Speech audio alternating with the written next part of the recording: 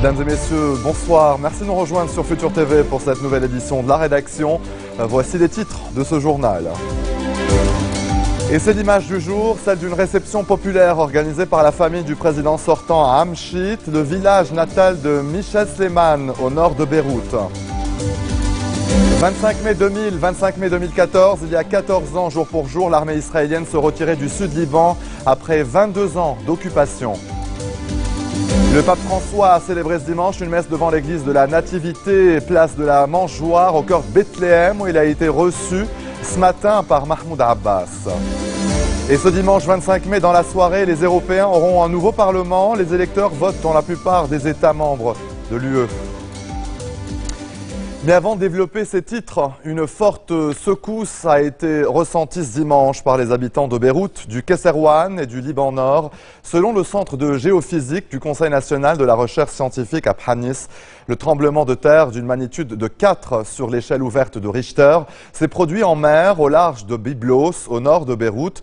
Nous n'avons pas plus de détails sur la secousse pour le moment. Le Liban a officiellement basculé dans le vide présidentiel hier à minuit. C'est la deuxième fois dans l'histoire de la République libanaise qu'un chef de l'État achève son mandat sans successeur. L'image du jour, aujourd'hui donc, celle d'une réception populaire organisée par la famille du président sortant à Amchit, au nord de Beyrouth, le village natal de Michel Sleiman. Il y avait aussi les amis, mais aussi des responsables politiques venus saluer l'ancien chef de l'État qui a dit espérer que la vacance à la présidence ne s'installe pas dans la durée, faisant part de son soutien à toute initiative en faveur de l'intérêt national. On note notamment la présence de l'ex-premier ministre Najib Mikati et le chef du parti socialiste Walid Jumblat, qui a été décoré hier par le président sortant de la médaille de l'Ordre national du mérite. Dans une brève déclaration, le leader druze parle d'un président aimé, un président exceptionnel qui, selon Jumblat, s'est démarqué par son impartialité, son action politique et son calme. Le président de tout le Liban, selon Jumblat. 25 mai 2000, 25 mai 2014, il y a 14 ans, jour pour jour, l'armée israélienne se retirait du sud Liban après 22 ans d'occupation, à l'exception de la zone des fermes de Sheba et des collines de Kfar Shouba. Une décision du gouvernement de l'époque dirigé par Ehud Barak.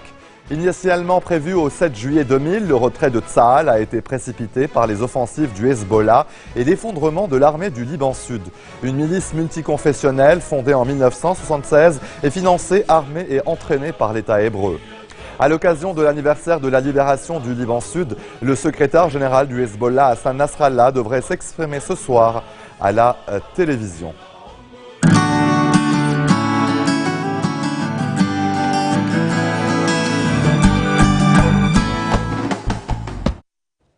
Le pape François a célébré ce dimanche une messe devant l'église de la Nativité, place de la Mangeoire, au cœur de Bethléem, où il est arrivé directement en hélicoptère de Jordanie, sans passer au préalable par Israël.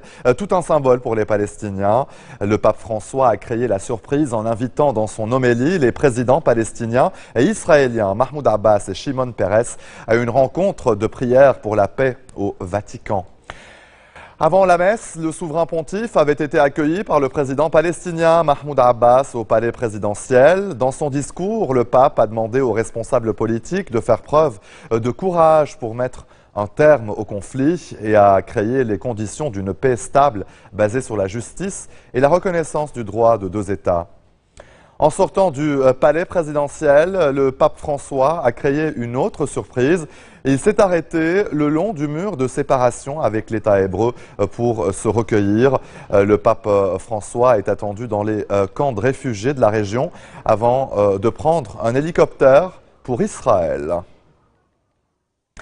Le patriarche maronite Shaharaï se dit confiant quant aux retombées de sa visite en Terre Sainte. Dans des déclarations à nos confrères d'Al-Hayat, il a une nouvelle fois souligné le caractère paroissial de son déplacement aux côtés du pape François. Raï a par ailleurs balayé les critiques à propos de sa visite en Terre Sainte émises par certaines parties, en tête desquelles le Hezbollah.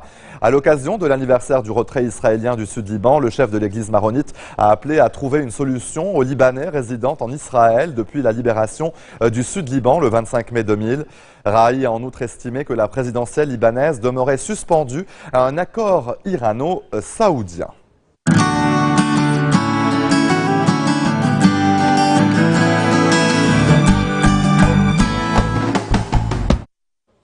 Allez, en bref, dans le reste de l'actualité, ce dimanche 25 mai, dans la soirée, les Européens auront un nouveau Parlement. Les électeurs votent dans la plupart des États membres. Le taux de participation sera soigneusement scruté alors que les sondages prévoient un nouveau record d'abstention. La percée attendue des anti-européens est l'autre grande interrogation. Les résultats seront connus seulement en fin de soirée. On a appris ce matin la nationalité de 3 des victimes de l'attaque hier du musée juif de Bruxelles. Il s'agit d'un couple d'Israéliens et d'une Française. La 4e victime de nationalité belge est hospitalisée dans un état critique. Le Premier ministre israélien Benjamin Netanyahou a condamné ce dimanche la fusillade qui est selon lui le résultat de l'incitation à la haine contre les Juifs et contre Israël en Europe. En France, le président Hollande a lui aussi condamné l'attaque. Journée électorale cruciale en Ukraine. Le pays choisit ce dimanche son nouveau président dans un contexte particulièrement tendu. À Kiev, la capitale, l'affluence semble au rendez-vous, contrairement à l'est du pays, en proie à l'insurrection pro-russe et où très peu de bureaux de vote sont ouverts. Le Premier ministre a appelé à une forte mobilisation, pourra-t-il dit, défendre l'Ukraine. Le milliardaire pro-occidental Petro Poroshenko est donné grand favori avec plus de 44% des intentions de vote. Restez des nôtres au retour de la pause présidentielle libanaise et l'analyse de Roger Edé, chef du Parti de la Paix.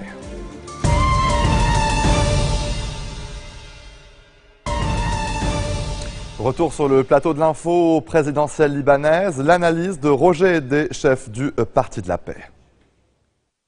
Nous avons un précédent.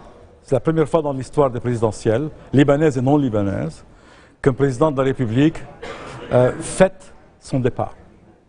Il va dans la joie. Bien entendu, il ne peut pas être vraiment joyeux à l'intérieur, parce que l'une des grandes responsabilités, à mon avis, d'un président de la République, c'est d'assurer sa succession. Et la succession n'a pas été assurée. Nous allons dans le vide. Je ne suis pas aussi pessimiste qu'on le pense. Je ne pense pas que nous irons dans le vide vers une crise extrême. Car je spécule sur le succès des négociations entre la communauté internationale, donc les États-Unis d'un côté, et l'Iran de l'autre. Ces négociations, en dépit des retards, elles avancent. Elles ont permis néanmoins d'assurer la formation d'un gouvernement qui va remplir le vide.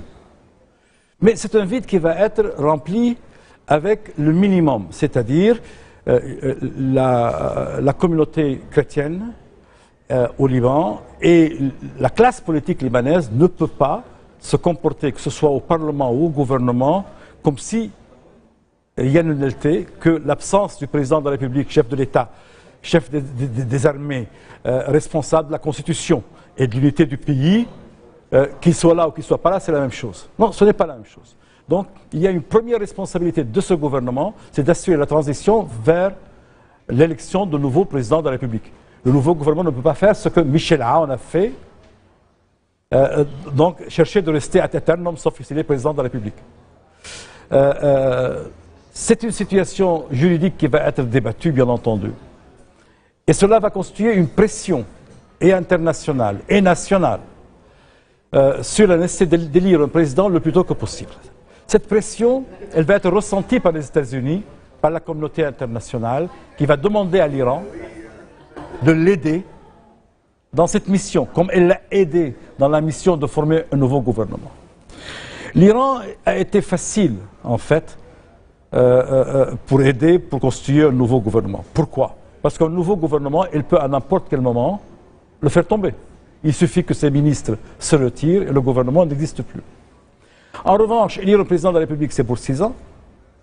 Et élire un président de la République, c'est une affaire qui ne vont pas pouvoir délégitimiser ou faire tomber pour un oui ou pour un non. Donc là, ils vont être beaucoup plus réservés, ils vont prendre leur temps. Je m'attends à ce qu'entre le 5 juillet et le 20 juillet, donc entre la période où les négociations sur le nucléaire strict et le 20 juillet, et je crois qu'aux environs du 5 juillet, ils doivent être parvenus à un brouillon d'accord. Dans vos tweets, Monsieur Hedé, vous évoquez souvent, en tout cas, un changement de la façon dont le Liban est pensé actuellement. Vous évoquez notamment le modèle suisse. Pouvez-vous élaborer un peu plus le sujet? Pour moi, il y a deux défis au prochain président. Il y a un premier défi qui est évident. Le Liban est malade constitutionnellement. C'est-à-dire, dans sa constitution, en tant qu'État-nation, avec tout ce qu'on a fait entre-temps, depuis la Constitution de 1926, prise à la Troisième République française, où le président de la République était un post-modern king, un roi moderne, dans un système constitutionnel, dans un système parlementaire. Depuis ce temps-là, jusqu'à Taïf, jusqu'aujourd'hui, on a essayé toutes les formules. Nous avons joué les traditions. Nous avons réinterprété indéfiniment la Constitution et rien ne va pas. Et c'est la raison pour laquelle nous ne pouvons pas élire normalement un président de la République. Donc, il est certain que le Liban a besoin d'être refondé. Refondé, ça veut dire quoi? Ça veut dire refondé pour faire quelque chose de radicalement différent. Le grand mal du Liban est le confessionnalisme. Tant que le Liban restera une agglomération dénominale de confessions et de clans qui appartiennent ou bien pour des raisons raciales ou pour des raisons communautaires à un État en soi, le Liban n'a pas d'avenir en tant qu'État-nation viable. Il reste en guerre civile permanente, qu'elle soit froide ou chaude. Il reste facile à manipuler.